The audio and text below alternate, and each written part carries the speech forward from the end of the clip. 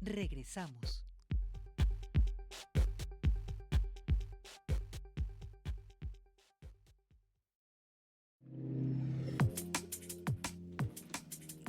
Seguimos en Cosa Pública 2.0. Vamos a la línea telefónica para saludar y agradecer enormemente al maestro Alejandro Murillo Gutiérrez. Él es primer visitador de la Comisión Estatal de Derechos Humanos de Jalisco y lo buscamos para que nos comparta información más a detalle de una macro recomendación.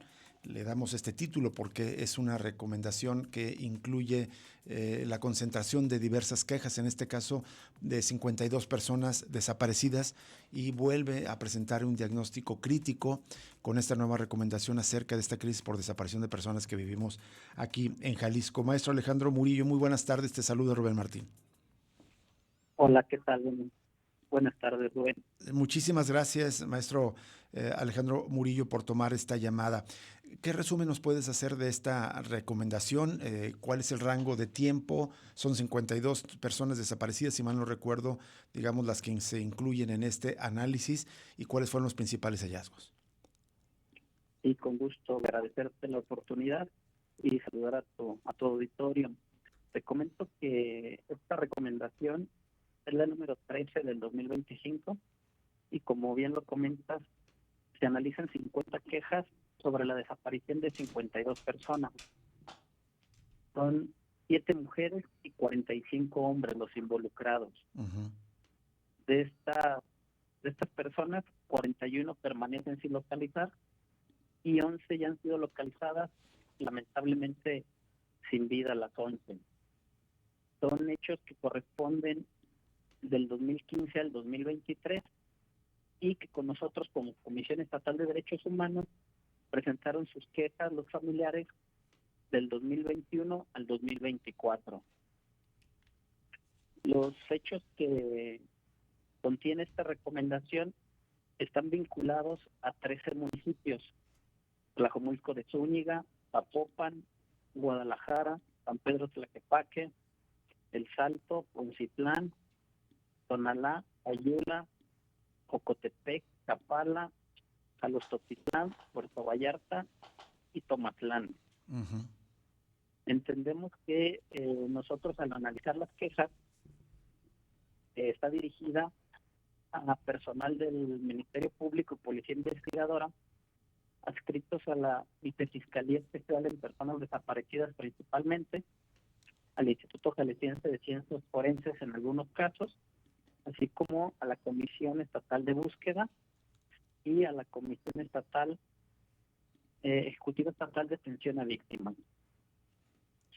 Encontramos que dentro de las principales violaciones, y como lo comentas, de forma reiterada son las últimas 4 que hemos emitido, se viola el derecho a la legalidad, a la seguridad jurídica, por incumplimiento en la función pública, al derecho al acceso a la justicia, a la integridad y la seguridad personal, a la libertad de la persona, a la vida, al reconocimiento a la personalidad jurídica y a la verdad. Son los derechos que encontramos que han violado las diferentes autoridades. Algo novedoso en esta recomendación, encontramos 2 situaciones que pudieran estar vinculadas a desaparición forzada. Una en el municipio de Sayula, donde elementos de la comisaría municipal fueron y detuvieron a una persona en su domicilio. Sin embargo, después no la remitieron a los separos municipales o al Ministerio Público y actualmente permanece desaparecida. Entonces, al acreditarse estos datos, pues se da la desaparición forzada. Claro. La otra situación es en el municipio de Tomatlán, donde también elementos de la comisaría tuvieron conocimiento de una desaparición. Sin embargo, ellos, al recibir el reporte, no emitieron la información correspondiente a la Fiscalía del Estado y, por lo tanto, impidieron que se activaran las acciones urgentes, que se implementaran el protocolo de investigación y, por lo tanto, su actuar fue deficiente y violó derechos humanos de la víctima y de sus familiares. Por último, encontramos un caso del Instituto Jalisciense de Ciencias Forenses en donde el cuerpo de una persona desaparecida estuvo en sus instalaciones por aproximadamente 7 años y no se realizaron los trabajos de identificación de manera eficiente, y fue hasta el año 2023 que pudieron identificar a la persona y entregarla a sus familiares. En este caso, perdón, maestro Alejandro Murillo, casi 8 años, ¿no? Estuvo este cuerpo de esta persona en el Instituto Jalisciense de Ciencias Forenses sin que se diera información y notificación a la familia. Así es correcto, son casi 8 años. ¿Por qué razones Ciencias Forenses no logró la identificación en tanto tiempo? Lo que nosotros advertimos en el expediente es que hubo una falta de coordinación entre el Ministerio Público y el mismo instituto, tanto para la toma de muestras como para los trabajos de compronta e identificación, siendo que el cuerpo ya se encontraba ahí. Claro.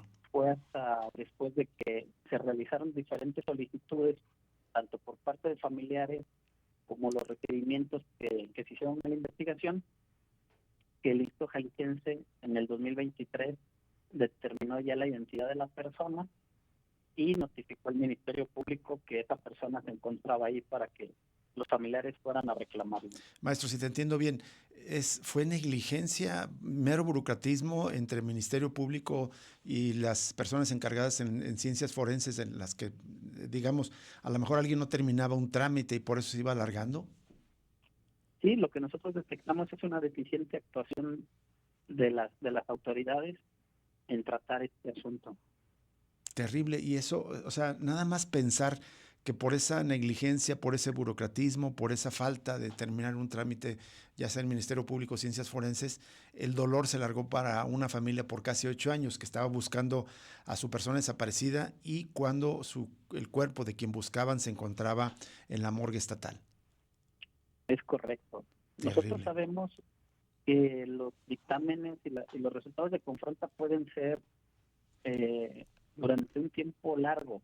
Nos han mencionado hasta 8 o 9 meses según las condiciones de las muestras, pero en este caso, que son 7 años, la verdad es que fue una falta de cuidado y una deficiencia en la actuación de las autoridades de no poder dar el resultado de manera oportuna a sus familiares. Exacto, se extendió un 1000% más de los 9 o 8 meses que se toma regularmente. ¿Qué pasa en este caso, maestro Alejandro Murillo? Digo, evidentemente hay una recomendación, pero hay posibilidades de que la familia o de manera oficiosa se investigue, se sancione a los responsables de esta grave omisión. Sí, por supuesto. El objetivo de las recomendaciones originalmente y su objetivo principal es la reparación integral de las víctimas. Por estas violaciones a derechos, ellos tienen una serie de reparaciones a las que tienen acceso a través de diferentes instituciones del Estado, tanto atención psicológica, médica, auxilio jurídico y también a una compensación a través del fondo especial que maneja la Comisión Ejecutiva de Atención a Víctimas.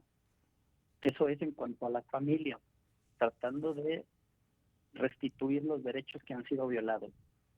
Adicionalmente a la recomendación, estamos solicitando que se dé vista al órgano interno de control, tanto de la Fiscalía como del Instituto Jalisciense, de la Comisión de Búsqueda y de la Comisión Ejecutiva de Atención a Víctimas, para que se inicien los procedimientos administrativos correspondientes, se deslinden responsabilidades y en los casos en donde haya un indebido ejercicio acreditado, ellos sean quienes determinen en atribución de sus facultades sanciones administrativas y en su caso, si lo consideran penales, en contra de quienes hayan incumplido su función pública.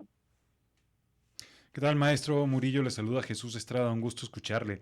Quería preguntarle sobre otro caso que me parece que refleja una constante también en las quejas de los familiares desaparecidos. En la recomendación hablan de un caso de una persona que puso una queja por la desaparición de su hermano en Tlajomulco. Dicen que en el año 2021 fue a la fiscalía a poner la denuncia, pero hubo una serie de violaciones a sus derechos. En principio me llama la atención muchísimo que dice que tuvo que, por estas omisiones de la fiscalía, esta persona hacer las investigaciones por su propia cuenta, lo que puso en peligro su propia vida y la de su familia tratando de investigar la desaparición de su hermano. Y bueno, más adelante cuenta otra serie de cosas terribles. Nunca solicitaron la sábana de llamadas telefónicas, ni siquiera accedieron a las cuentas de correo electrónico, redes sociales de la persona desaparecida. Esto es sumamente grave, maestro Murillo, porque este año ya hemos reportado el asesinato y agresiones contra varias familiares de buscadores. ¿Esto es un ejemplo, estas omisiones, de cómo se pone en peligro la vida de un buscador? ¿Qué tal, Jesús? Buenas tardes.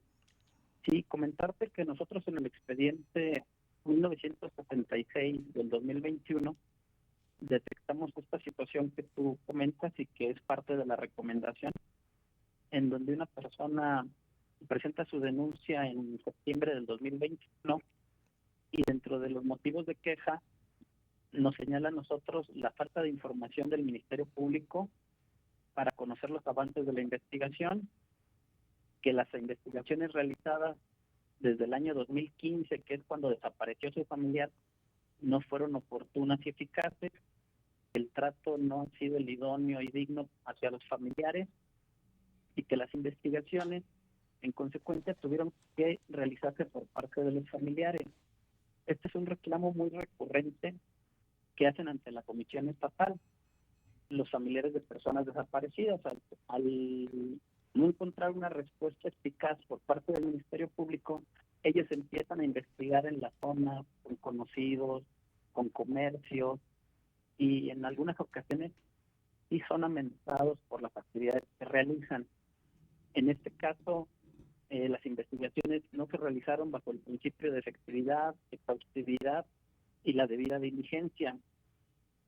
Entonces, para nosotros, este actuar del Ministerio Público viola derechos humanos por las acciones y omisiones realizadas por las autoridades. Así es. También debemos de comentar que hemos detectado en los últimos meses o años que los recursos que tienen las autoridades encargadas de buscar a personas desaparecidas resultan insuficientes.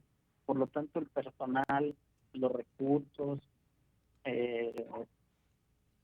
la infraestructura tecnológica con que cuentan muchas veces se ve rebasado, y eso es en detrimento y en violación de los derechos humanos, ya que no se les puede dar un seguimiento puntual a cada uno de los expedientes que tiene cada ministerio público.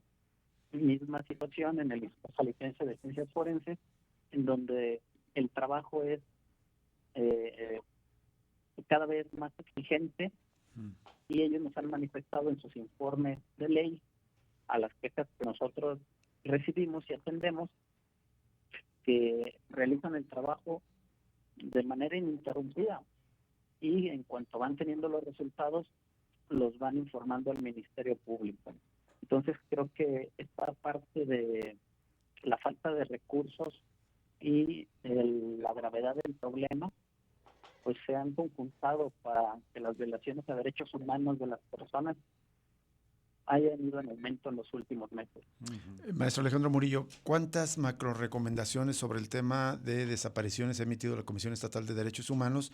Y me corregirá si no, pero casi en cada una de ellas se muestran las mismas quejas de parte de las víctimas. Sí, es correcto, son las mismas quejas y las mismas conductas que hemos detectado en los expedientes. Recordemos que esta queja tiene actuaciones del 2015 al 2023 y quejas en consecuencia del 21 al 24. Quiere decir que en los años anteriores la atención en estos asuntos no ha sido la idónea. ¿Cuántas macro recomendaciones se han emitido por tema de desaparición de personas en Jalisco? El año pasado fueron 3 y en este año llevamos 2. Van 5. ¿Recuerdas en periodos anteriores cuántas más se han emitido? No tengo el dato ahorita del 23 hacia atrás, pero lo lo buscamos y te lo hacemos llegar. De acuerdo. Pero, digamos, solo para concluir, entonces, se repiten casi las mismas denuncias y quejas de parte de las víctimas por negligencias, omisiones, cosas que dejan hacer las autoridades y que eso agrava su situación y va posponiendo incluso, por ejemplo, como señalabas en este caso de la identificación forense, ¿no? Sí, son los mismos reclamos que nos hacen las personas y que recaen en el mismo tipo de violaciones a derechos humanos. ¿Cuál ha sido la respuesta ante estas quejas? ¿Son aceptadas estas recomendaciones de la comisión? ¿Son rechazadas? ¿Son ignoradas? Hasta el momento tenemos las 4 anteriores ya aceptadas Uh-huh. y en vías de cumplimiento. Al área de seguimiento de la Comisión Estatal de Derechos Humanos le está dando un puntual seguimiento a cada una de las recomendaciones hasta lograr el total cumplimiento de estas. Recordemos que son diferentes acciones las que se solicitan a cada una de las autoridades. Así es, pues ojalá se cumplen esas recomendaciones para que mejore la atención a las víctimas. Muchas gracias, Alejandro Murillo Gutiérrez, primer visitador de la Comisión Estatal de Derechos Humanos, por atender esta llamada. Muchas gracias a ustedes y estamos a su orden. Al contrario, gracias, maestro Alejandro Murillo. Gravísimo, porque sí, se emiten recomendaciones, pero continúan estos casos. La caso de desaparición forzada por policías de Sayula no es el único, es uno que se suma a una larga lista de desapariciones en municipios y esta terrible atención. El caso de esta casi 8 años en entregar los restos de una persona que estaba en ciencias forenses no es la primera vez que escuchamos un tipo de caso. Pero imagínate, 8 años, la familia, digamos, con el dolor, la angustia, ¿dónde está mi hijo desaparecido? Y resulta que estaba en los servicios médicos forenses. Terrible. Nos vamos a una pausa y regresamos con la siguiente entrevista esta tarde.